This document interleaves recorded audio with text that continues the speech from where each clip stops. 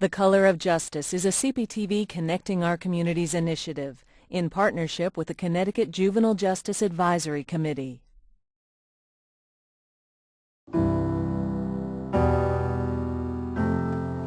We cannot permit this very rich country and strong country of ours to have so many of our younger people unemployed, wandering the streets. This problem of what we call juvenile delinquency, which is really perhaps not the most descriptive phrase. It's really a question of young people and their opportunity. It requires the cooperation, the hard work of the community, of course the individual families, the city, the state, and the national government. So I want to say to everyone that they could not be engaged in a more useful task.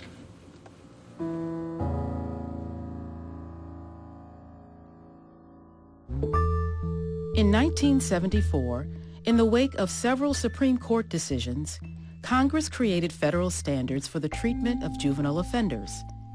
Guidelines were expanded to protect children and to refocus the juvenile justice system on rehabilitation rather than punishment. The Juvenile Justice and Delinquency Prevention Act provided federal grants to assist in developing programs that were both preventive and rehabilitative. But by 1988, a disturbing trend had emerged. The majority of juveniles detained and confined within the juvenile justice system were youth of color. The federal government would now require states to address the overrepresentation of minorities in the juvenile justice system, to raise questions about fundamental fairness and the color of justice.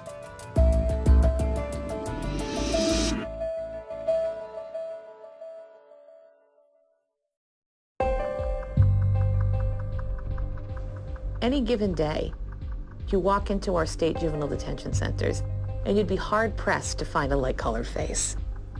It's an issue in the DCF facilities. It's an issue with the kids who are sitting not locked up waiting to go into court. There's no question. You don't need a study to walk into a courthouse and see nothing but faces of color to know that there's a problem somewhere.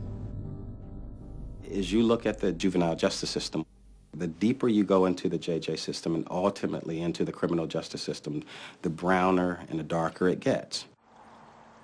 The whole system's not racially biased, but the way that we're making the decisions and the way that policies are being imposed on people are resulting in there being mostly people of color locked up. And it just isn't true that those are mostly the people that are out committing the crimes. Our studies show that. The Centers for Disease Control conduct nationwide surveys in high schools in which the students anonymously self-report their behavior. According to these studies, students of all races commit the same crimes with the same frequency. If the same crimes are being committed by children of all races, and all children are being treated fairly, why are such high numbers of minority youth being funneled into the juvenile justice system? In 2011, the Office of Policy and Management delivered to the governor its biennial report on disproportionate minority contact, a summary of its findings of bias in the juvenile justice system. This study examined decision points at all three stages of the juvenile justice system: the police, juvenile court, and delinquency commitment under the Department of Children and Families. Of the 18 decision points examined, 9 of those points indicated that minority youth were being treated more harshly than white youth. For some offenses, police in Connecticut are 2.4 times more likely to write incident reports for Hispanic children than white children, and over 3 times more likely for black children. Police refer black and Hispanic juveniles to court more often than white juveniles for certain categories of offenses. Police use secure holding in the police station more often for black juveniles. Police transport black and Hispanic juveniles to detention more often. The court releases fewer black juveniles than white juveniles from pretrial detention. Prosecutors are more likely to transfer black juveniles to adult court. Fewer Black and Hispanic juveniles are transferred back to juvenile court than white juveniles. DCF places Black and Hispanic juveniles in secure facilities more often, and also keeps Black juveniles confined in secure facilities longer. 9 other decision points in the juvenile justice system showed no unequal treatment across racial and ethnic lines. What we find is that at certain points in the system, we do a really good job of treating everybody equally, and at other points we don't. That you see, Black kids and brown kids coming into the system and being treated more harshly than white kids with the same charges and the same background. The way the studies work is we equalize the kids. So we equalize the behavior for socioeconomic status, prior criminal records, seriousness of the offense. So we're studying the problem of the system, not the problems with the kids. Based on this landmark report, the Juvenile Justice Advisory Committee recommended that the state focus on repairing the biased contact points within the juvenile justice system, rather than trying to repair the child. Everybody says this is a poverty issue. You see more minority kids come into the system because the minority kids live in the city, and the crime is in the city because the cities are poor. Well, some of that's true, but it doesn't account for once they get into the system, why do they get held in detention longer? Why are they more likely to end up at the Connecticut Juvenile Training School instead of a more therapeutic setting? What we're really looking at is how the system is treating the kids and whether they're being treated differently at any point based on their race.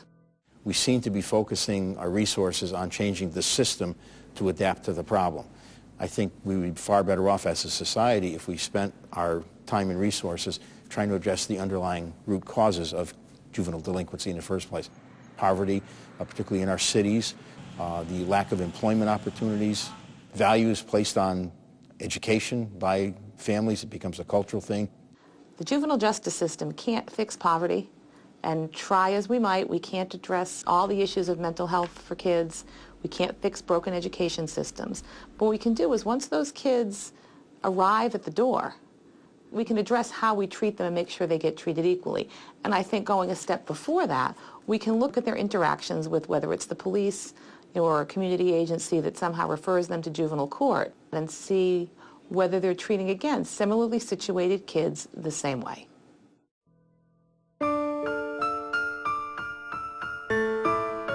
One of the major reasons why DMC is such a phenomenon, whether it's Connecticut or anywhere, is the huge amount of discretion that system stakeholders have. And of course, if you're talking about law enforcement, there's a huge amount of discretion that happens of whether to physically handcuff or detain a kid or to issue them a field release or civil citation to appear. So they have a wide amount of discretion. Stereotypes and judgments based on stereotypes are totally normal human cognition. That is how we operate. We can't treat every new object or person that comes into our field of vision individually and try to make some well-informed judgment about them. We draw on mental shortcuts and prior knowledge. That's totally normal, but highly undesirable, especially when you're talking about people who have power, as police do, and a lot of discretion, and they get to make decisions about what happens to that person over the next 5 minutes, hour, day, 10 years, whatever the result of their stop and questioning and frisking. Implicit bias is a disposition toward something that's operating outside of our consciousness. We cannot access it.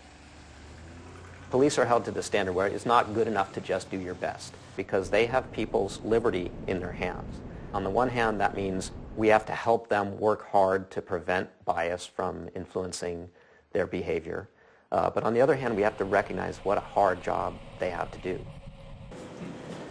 I think being honest with ourselves is the biggest challenge, and understanding that it's okay to admit that even for me, who has worked in this area for years, I write about this, I do research on this. When I'm in a setting that I come into contact with a group that is different from my own, I immediately can sense that stereotype and that sort of trigger. And that there are times when I'm able to moderate that and overcome it.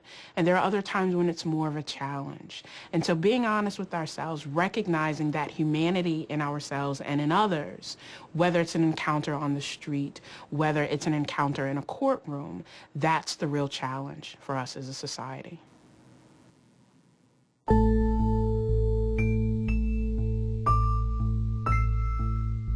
What we know for sure is that there's a very real problem of young African-American men shooting each other in our urban areas. That's very real.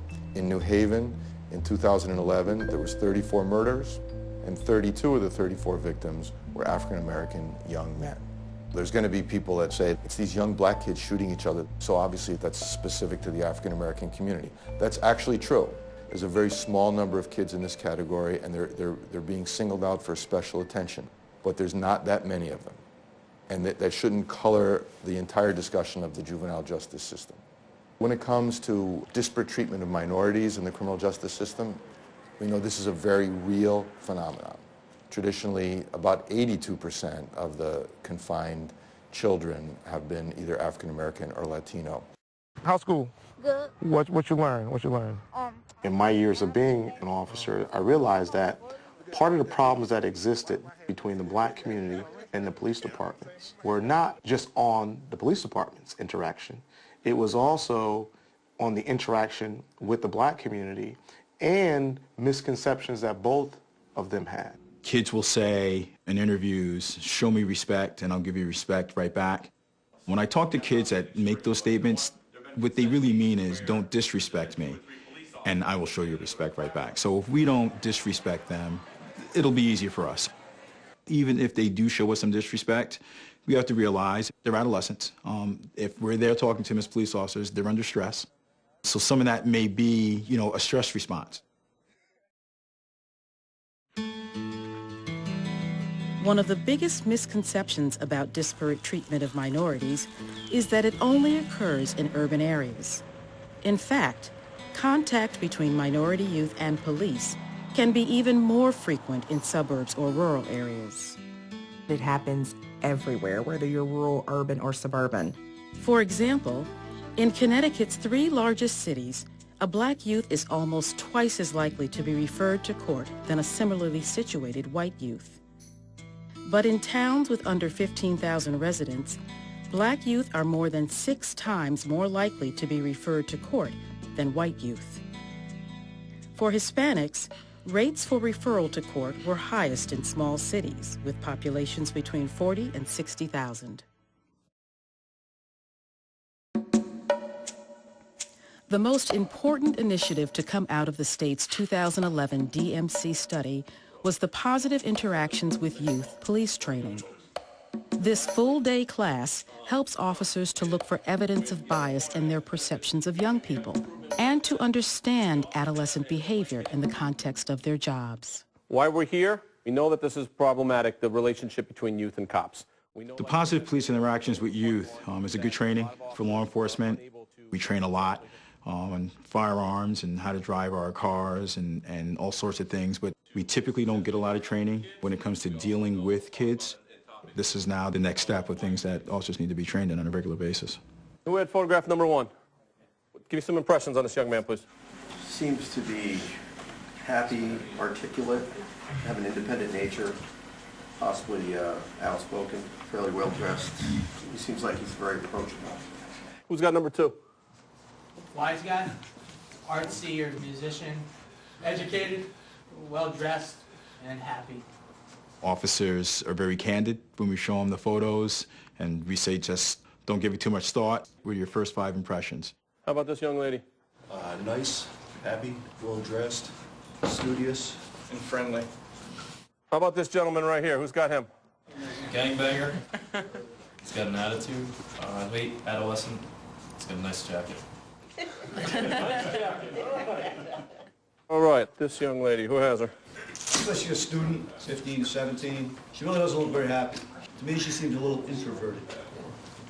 And last but not least, yes, sir.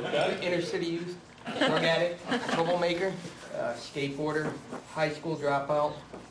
So, who figured this out? Come on, cops. Number 1 was well-dressed, happy, articulate, independent, outspoken, approachable. Versus number 7, who's a gangbanger, has attitude, black male adolescent with a nice jacket. Same exact young man. The things to focus on is the clothing change, the attitude on the face, the emotions coming through. When they see, after looking at the photos, that their answers are very different for the same kid, depending on how they're dressed and what the location is, they're very, very surprised. So we got an educated, artsy, musician type guy versus a drug addict, troublemaker, skateboarder, dropout, inner city youth. Nice, happy, well-dressed, studious, friendly. Versus not happy and introverted. We do judge a book by its cover. Especially with kids, we need to not do that and to really, slow down and talk to the kid and just deal with it on a case-by-case basis. So, we all have some biases, whether we like to admit them or not. It makes every officer in our room see that, okay, this training does apply to me. Things that I'm now being shown that, yeah, I actually do this, and, now I'm aware of it. So, we're trying to look at it as how can we go at these kids, how can we approach them, how can we help them, recognizing we all might have some unintentional biases. Clearly, police leadership are coming to an awareness that implicit bias is real, and it's not sufficient to just say no profiling. So what they're looking for are interventions that will help them to prevent themselves from unintentionally profiling. I always say you can't fix a problem if you don't know what the problem is, and this is just a small portion of it, of realizing some things that we may do. All right, let's take it from the top. Did you know that it takes 7 seconds for one... The second pillar of the state's response to disproportionate minority contact is to provide grants to towns that design programs for youth and police working together. Racism isn't born, folks. It's taught. The programs help eliminate harmful misconceptions each group has about the other. Our youth live in neighborhoods and areas that the police are in all the time, and they unfortunately are coming into contact with police most of the time in a negative way. We are doing something that they don't like towards their parents, to a neighbor, to somebody on the street, and they don't understand us. I felt like they always picked on us, and sometimes I felt like they picked on my age for no reason. Like we could be walking down the street and they'll stop us. You go in with your own perception of the police at first, and then as time progresses, you're building a friendship. How many times do I have to tell you this is not a good thing? Shut up, man. I got mad money. Money. Oh, which way we go? Go that way, I go this way. Okay. He's got the money. There's 3 sketches that we've been focusing on because there are so many different situations between police and youth. When I got involved with this program, we had good conversation with the police, and they're relatable. Programs like this give us an opportunity to work with them and not against them, and be able to teach them that we are the same as them, and we are humans, it's just our job, that's not who we are. We don't really understand why the police act the way they do or talk to us the way they do, so it helps me better understand from their side of view. Now people will see how police are. They're just like us. They're no different. The uniform doesn't change who they are. When you can make that connection with the kids and the police, it's going to make for a stronger police department and community. I think it'll help the kids realize that they don't have to show off in front of their friends when we're on scene or in front of their family. They can be who they are and not try to act differently because we are the police.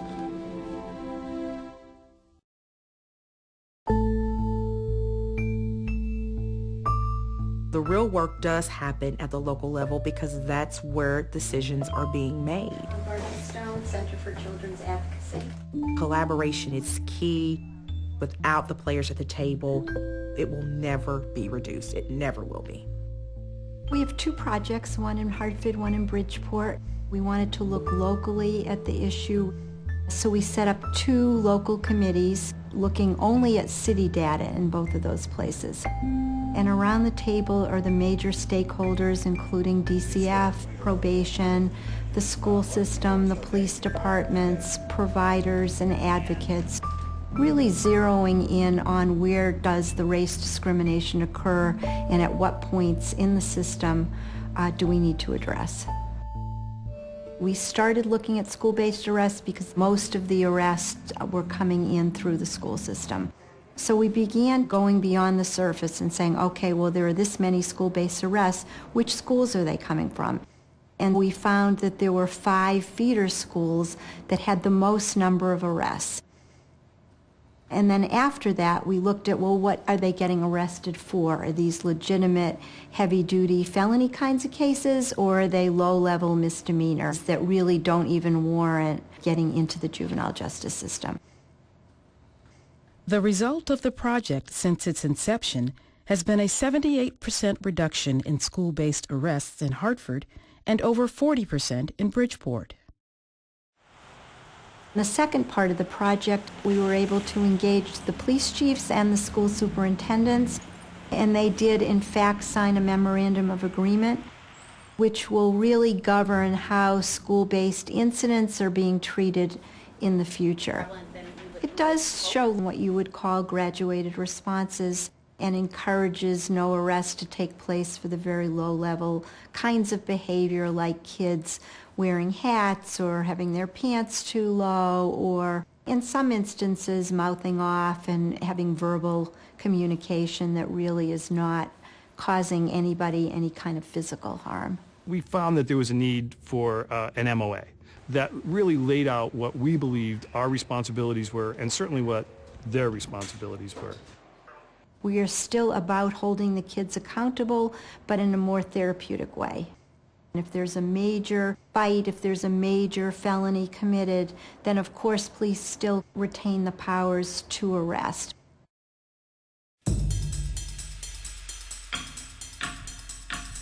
Not every child that commits a crime has to go to court. A juvenile review board is a group of local professionals, generally youth service bureau staff, school people, police officers, somebody from the court, and sometimes members of the community that have an interest in helping kids and families. And they'll meet with the child and the family and get into what's going on in the child's life as far as home life, school life, and in the community, and then come back with some recommendations for what the child should do to essentially pay back the community for what was done. It's a restorative justice type of model.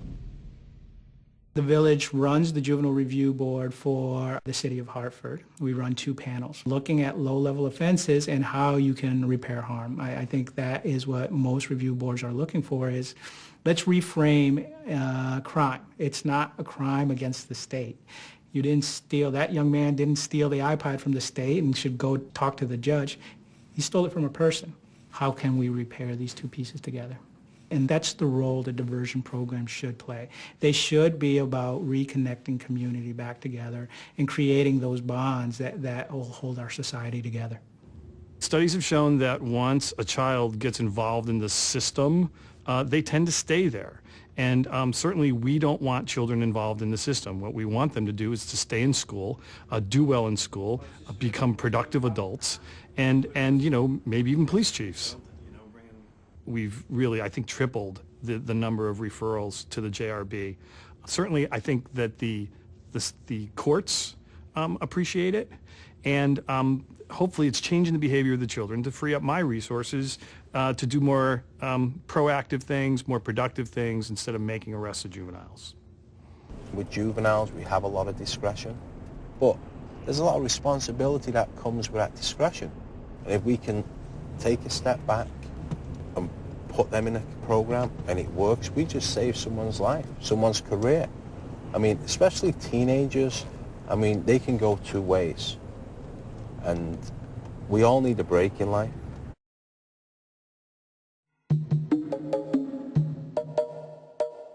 What's going to happen to them when they get stopped? For no license, for no registration, for no insurance. It was anxiety that caused many African-American males particularly to have a bad reaction, if you will. People just think they're going to go to jail. What I felt was the best way to approach it was pretty much in terms of behavioral science, anxiety reduction. Give something to the community that they could read, where they could have an expectation of what would happen to them if they did get stopped with a license. You stop somebody, they got no license, no registration, it's not the end of the world. Hey, listen, man, this is what you got to do. You got no license, you need to take care of your license. You know what, I didn't know they were suspended. Okay, fine. Call this number, the suspension hotline. Call, let's get this straight. You can give people good advice. It does not take away from your copism. Doesn't make you less of an officer. It gives you more power as an officer because you've built a relationship. I think that's the power of policing, that just a little bit gets us such a far away with the community.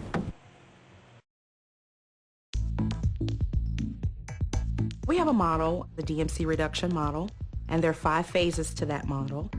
The first phase is identification, which asks whether you have DMC, and if so, to what extent. Assessment diagnosis, what causes DMC, what are those contributing factors. The third phase is interventions, whatever strategies they're going to do to intervene. Evaluation, they evaluate what they've done. And the 5th phase is monitoring to ensure that DMC is actually getting better. OJJDP views Connecticut as one of the models in the nation with DMC reduction because the state has systematically addressed effectively each phase of the DMC reduction model. Connecticut has conducted 3 DMC assessment studies, and they've implemented the findings and recommendations from those studies, which has led to the effective police interactions with youth, curriculum, training law enforcement officers throughout the state and now throughout the nation. And then they've taken all of that and looked and said, okay, is this actually having an impact on our numbers? Based on our research, the numbers have been reduced dramatically between 2006 and 2011. The most important thing is to change the perception among the people making these decisions, whether they're judges or prosecutors or police officers or probation officers. The community service aspect of our job is very, very important. We need to make the community feel safe in all aspects of what we do. And if they know that there's an issue, as in the overrepresentation of minorities within the juvenile justice system, they need to know that we are doing something to, 1, figure out that there is a problem, and 2, what are we going to do about it, once the problem's been identified. The point of the justice system is to judge individuals. And as soon as you start using this aggregate, crude information about a group to make a judgment about that individual, you've violated the whole presumption of innocence and due process and equal protection. So it's not valid. Whether or not stereotypes are accurate is irrelevant, unless they are a perfect predictor, and none of them are. It's just the right thing to do to make sure that all young people are treated fairly and equitably.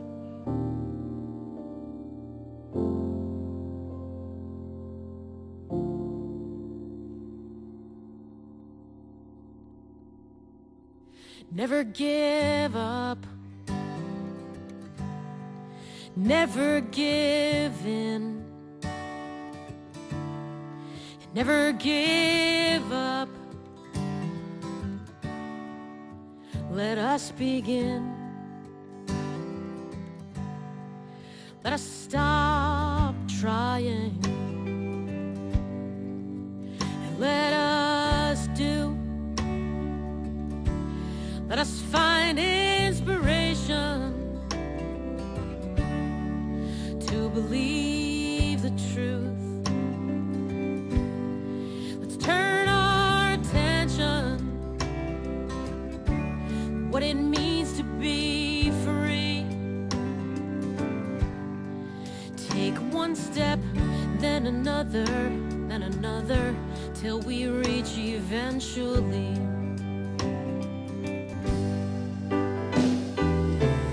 I'm not sure that many Americans realize how serious and how important is the challenge presented to us in what happens to our younger people.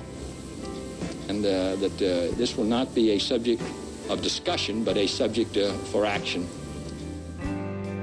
Let me aspire in this history, not to be better than you, to be better than me.